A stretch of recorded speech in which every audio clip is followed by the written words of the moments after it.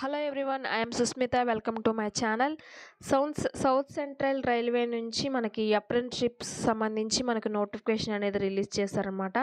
దీనికి అప్లై చేయడానికి last date వచ్చేసరికి జనవరి 27th వరకైతే టైం అయితే ఉందనమాట అప్లై చేయడానికి. సో, అప్రెంటిస్‌షిప్ అంటే అందరికి తెలిసిందే. సో, అప్రెంటిస్‌షిప్ చేస్తే మనకి ప్రిఫరెన్స్ అనేది జాబ్ అప్లై చేసినప్పుడు ప్రిఫరెన్స్ అనేది అప్రెంటిస్‌షిప్ చేసిన వాళ్ళకి ప్రిఫరెన్స్ అనేది ఇస్తున్నారు. సో, దీనివల్ల మార్క్స్ అనేవి కూడా యాడ్ అవుతున్నాయి. సో, అప్రెంటిస్‌షిప్ అనేది కంపల్సరీగా చేయాల్సి ఉంటుంది. ఎవరైతే జాబ్స్‌లో రైల్వేకి సంబంధించి జాబ్‌లో స్థిరపడాలనుకునే వాళ్ళు కంపల్సరీగా అప్రెంటిస్‌షిప్ అనేది చేయాల్సి ఉంటుంది. సో, దీనికి మనకి అప్రెంటిస్‌షిప్ చేసినప్పుడు కూడా మనకి స్టైఫండ్ కూడా మనకి మంత్లీ అనేది వస్తుంది. సో, అప్రెంటిస్‌షిప్ చేయడానికి మెయిన్‌గా ఎగ్జామ్ అనేది ఏమి లేదనమాట. సో, అప్లై చేసిన మెరిట్‌ని బట్టి మనకి జా అప్రెంటిస్‌షిప్ చేయడానికి మనకి ఉంటుంది ట్రైనింగ్ ప్రాసెస్‌కి. సో, అప్రెంటిస్‌షిప్ చేయడానికి మనకి మెయిన్‌గా మనం ఆన్‌లైన్‌లో అప్లై చేయాల్సి ఉంటుంది. దీనికి సంబంధించి మనకి ఆధార్ కార్డు, ఫోన్ నంబరు అవన్నీ, ఈమెయిల్ ఐడీ అన్నీ వర్కింగ్‌లో ఉన్నాయి అవి పెట్టుకోవాలి. చేయడానికి తెలంగాణ ఆల్ డిస్ట్రిక్ట్ అయితే అప్లై చేయడానికి ఎలిజిబిలిటీ అయితే ఉంది. ఆంధ్రప్రదేశ్ మాత్రం విశాఖపట్నం, మన్యం అండ్ విజయనగరం అండ్ శ్రీకాకుళం వీళ్ళు మాత్రం అప్లై చేయడానికైతే ఎలిజిబిలిటీ లేదు. నెక్స్ట్ ఈస్ట్ కోస్ట్‌కి సంబంధించి నోటిఫికేషన్ పడినప్పుడు వీళ్ళు అప్లై చేయడానికైతే ఎలిజిబిలిటీ అయితే ఉంటుందన్నమాట.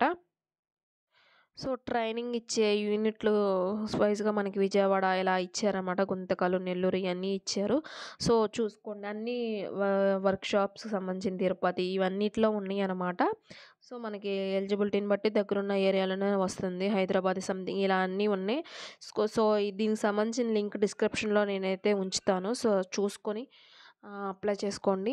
అండ్ ఫస్ట్ టైం గనక ఛానల్ చూస్తున్నట్టయితే please subscribe to my channel. చూస్తున్న వాళ్ళు ఎవరైనా సబ్స్క్రైబ్ చేయకపోతే ప్లీజ్ సబ్స్క్రైబ్ చేయండి. సో, మీకు తెలిసిన వారికి కూడా ఈ వీడియోని షేర్ చేయండి. చిన్న రిక్వెస్ట్ ఏంటంటే నా వాట్సాప్ గ్రూప్ సంబంధించిన లింక్ డిస్క్రిప్షన్‌లో ఉంది. So, please follow to my WhatsApp group channel. So, మనం టోటల్‌గా చూసుకున్నట్లయితే 4232 అయితే ఉన్నాయన్నమాట నోటిఫికేషన్‌లో.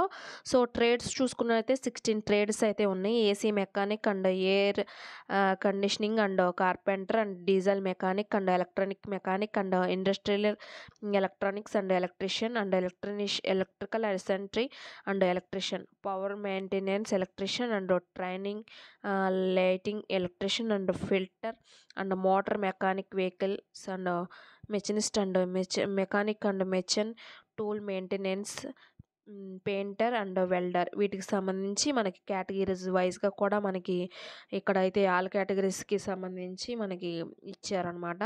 సో, టోటల్ అయితే 4232 అయితే ఉంది అనమాట. సో, క్వాలిఫికేషన్ చూసుకున్నట్లయితే 10th ప్లస్ ఐటీఐ మీద మనకి ఈ యొక్క జాబ్స్‌కి అప్లై చేయడానికైతే ఎలిజిబిలిటీ అయితే ఉంది. 10th క్లాస్ వచ్చేసరికి అగ్రిగేట్ 50% అయినా ఉండాలనమాట. అండ్ ఐటీఐ సర్టిఫికేట్ అనేది ఎన్‌సీవీటీ అండ్ ఎస్‌సీవీటీ రికగ్నైజ్డ్ అయ్యున్న ఐటీఐ సర్టిఫికేట్‌తో మనం అప్లై చేసుకోవడానికి అయితే ఎలిజిబిలిటీ అయితే ఉంది. So, trade and educational qualification చూసుకున్నట్లయితే ఇక్కడ ఇలా ఉన్నాయన్నమాట. సో, మీరు చూసుకోండి. దాన్ని బట్టి అప్లై చేసుకోవచ్చు. ఏజ్ లిమిట్ వచ్చేసరికి మనకి 15-24 ఇయర్స్ మధ్యలో ఉండాలి. ఏజ్ రిలాక్సేషన్ వచ్చేసరికి ఎస్సీ, ఎస్టీ, ఓబీసీ, ఎన్సీఎల్‌కి +5 ఇయర్స్ అలా ఉన్నాయి. అండ్ ఎస్సీ అండ్ 3 ఇయర్స్ అలా ఉన్నాయన్నమాట. సో, ఇక్కడ చూసుకున్నట్లయితే ఎక్స్ సర్వీస్ మ్యాన్‌కి 10 ఇయర్స్. ఇక్కడ చూసుకున్నట్లయితే యూఆర్ ఈడబ్ల్యూఎస్ వాళ్ళకి 2000లో పుట్టిన వారైతే eligibility. SC, ST 1995 and OBC, NCL and 97 and ex service మ్యాన్‌కి 90 ఇలా ఉన్నాయన్నమాట. సో, అప్లై చేసుకోండి దీన్ని బట్టి.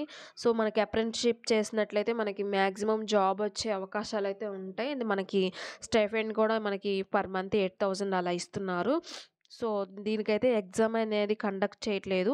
సో, మనం అప్లై చేసిన దాన్ని బట్టి మన మెరిట్ లిస్ట్ బట్టి మనకి ఒక అప్రెంటిస్‌షిప్ అనేది చేయడానికైతే అవకాశాలనేది ఇస్తారు. సో, రిజర్వేషన్ వైస్‌గా కూడా మనకి ఉన్నాయి కాబట్టి మనకి మెరిట్‌ని బట్టి, రిజర్వేషన్‌ని బట్టి మనకి ఒక అప్రెంటిస్‌షిప్ చేయడానికైతే అవకాశాలైతే ఉంటాయన్నమాట. సో, ఫిజికల్లీ డిసేబిలిటీ ఉన్న వాళ్ళకి కూడా ఇక్కడ ట్రేడ్స్ వైస్‌గా వాళ్ళకున్న దాన్ని బట్టి మనకి ఇచ్చారు. సో, చూసుకొని దాన్ని బట్టి అప్లై చేసుకోవచ్చనమాట. సో, అప్లికేషన్ ఫీ వచ్చేసరికి ఎస్టీ ఫీమేల్స్‌కి నో ఫీ అనమాట. అదర్స్‌కి రూ. 100 అనేది పే చేయాలి application fee. SC, ST, others ఫీమేల్స్‌కి నో ఫీ. ఇంకా అదర్స్‌కి రూ. 100 అనేది పేమెంట్ అనేది ఉందనమాట. So, mode of payment online, net banking, SBI ఇట్లా ఏటీఎం దాని ద్వారా మనం అప్లై చేసినప్పుడు పేమెంట్ అనేది చేయాల్సుంటుంది. సో, డాక్యుమెంట్స్ వచ్చేసరికి 10థ్ class, date of birth certificate and ITI trade సంబంధించిన సర్టిఫికేట్స్ అండ్ డీఏటీ సంబంధించింది and SC, ST community certificates and income certificates and ఇంకా ఫిజికల్లీ హ్యాండిక్యాప్డ్ దానికి సంబంధించిన సర్టిఫికేట్ అండ్ జిరాక్స్‌లన్నీ మన ఫోటోస్ అండ్ సిగ్నేచర్ అయన్నీ స్కాన్ చేసి మనం అలా అఫీషియల్లీ వాళ్ళ సైట్ ద్వారా అప్‌లోడ్ చేసి చేయాల్సుంటుంది. సో, ఈ ఆపర్చునిటీ ఎలిజిబిలిటీ ఉన్న క్యాండిడేట్స్ అందరూ అప్లై చేసుకోండి. 10థ్ ప్లస్ ఐటీఐ క్వాలిఫికేషన్‌తో అప్లై చేసుకోవడానికైతే ఎలిజిబిలిటీ అయితే ఉంది. సో, ఈ అప్రెంటిస్‌షిప్ అనేది చాలా మెయిన్ అనమాట. సో, ఎవరు మిస్ చేసుకోమాకండి. అందులోను ఎగ్జామ్ లేదు కనుక మనకి మెరిట్‌ని బట్టి మనకి రిజర్వేషన్ కేటగిరీస్ వైస్‌గా మనకి ఉంటుంది. సో, దీని అప్రెంటిస్‌షిప్ అనే దాని ద్వారా మనకి జాబ్‌లో మార్క్స్ అనేది యాడ్ అవ్వడం, కొన్ని జాబ్స్‌కి అది అప్రెంటిస్‌షిప్ సర్టిఫికేట్ కూడా అడుగుతున్నారు కనుక సో, అప్లై చేసుకోండి. చాలా వరకు 2025లో రిలీజ్ అయ్యే అన్నిట్లికి మనకి అప్రెంటిస్‌షిప్ అనే దానిని బట్టి మనం అప్లై చేసుకోవడానికైతే ఎలిజిబిలిటీ ఉంటుంది. సో, ఎవరు మిస్ చేసుకోమాకండి. Thank you so much and subscribe to my channel and follow to my WhatsApp group channel. Thank you so much.